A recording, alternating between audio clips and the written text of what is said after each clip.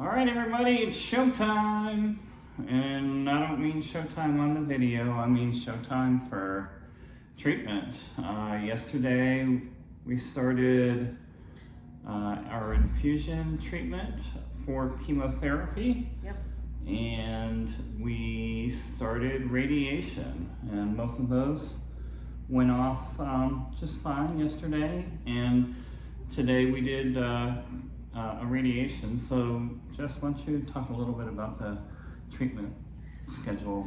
So schedule is 7 weeks of treatment.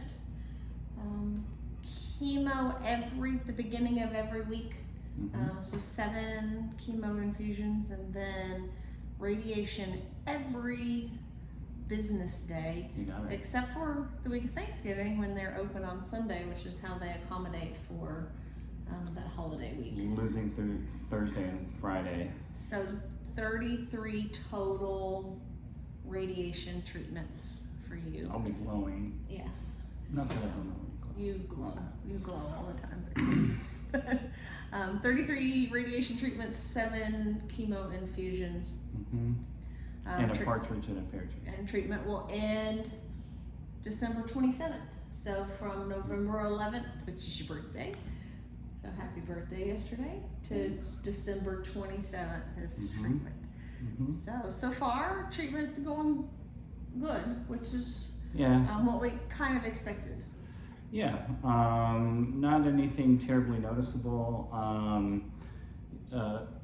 During the chemo process, I got fluids, and then I got cisplatin, and then I got fluids. But before we started that whole thing, we did a steroid and anti-nausea deal. Actually, I think that kind of came in after the fluids, then the anti-nausea and steroids, then the cisplatin, and then the fluids again. Yeah. So they say that that's going to wear off probably this evening.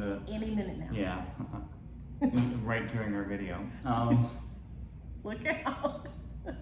I'm not feeling well. It's not true at all. I'm feeling pretty good, actually. Got a little tired today walking around town, but doing all right. So very happy with the first couple of days of that. Logistics have been a little different story.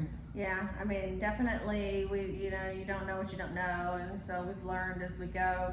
Chemo takes a lot longer than we thought. Biggest part of it's about a 4.5, 5 hour process, and the biggest part of that, honestly, is waiting on the pharmacy. They won't mix the drugs and get them ready. Don't get his chemo cocktail ready until he's in the chair and they've assessed him. That I'm able to that you're able to receive chemo. So they do blood work and they look at all of those things. They look at kidney function, and if any of those things are out of whack, he could be not eligible for treatment. So that's actually something we don't want.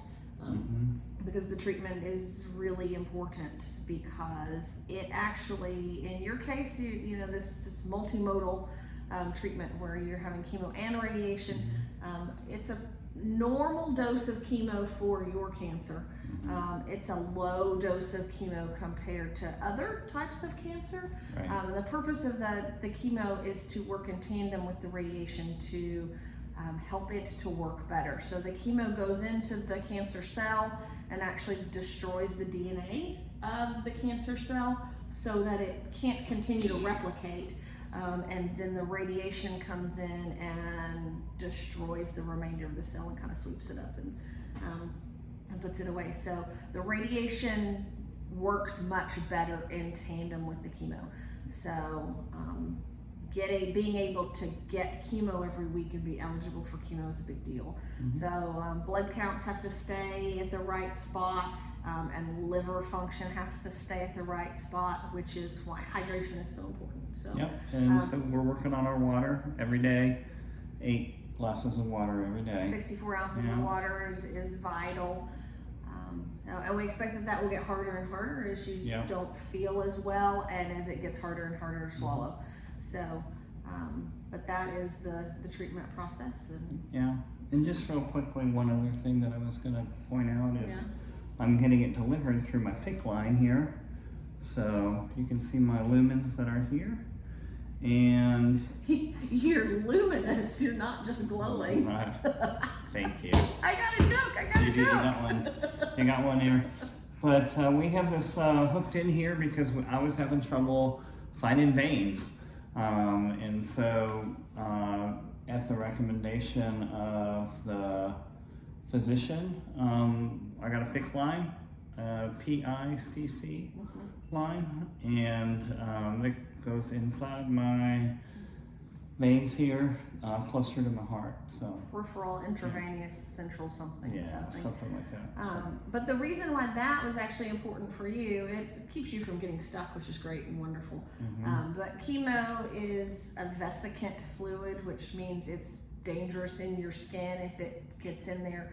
And you have pretty crappy veins, and they blow out from time to time, and so the IV blows out. Yeah, the IV blows out. So if you were to blow out an IV while receiving your chemo, it would go into the no bueno space in between your skin and your muscle and cause problems. Which we had happen in the hospital for my blood clots. So very good. So I think the only other thing that's really been of note is that the logistics of daily and treatment and multiple treatments a day is pretty hard. Scheduling is kind of a mess, and there's a lot of different pieces that have to come together, and I don't know that we could have anticipated what that really looked like or how that worked, and it doesn't work smoothly. It's not easy. We're actually staying in Dallas this week so that we can kind of figure out which is why we have a different backdrop.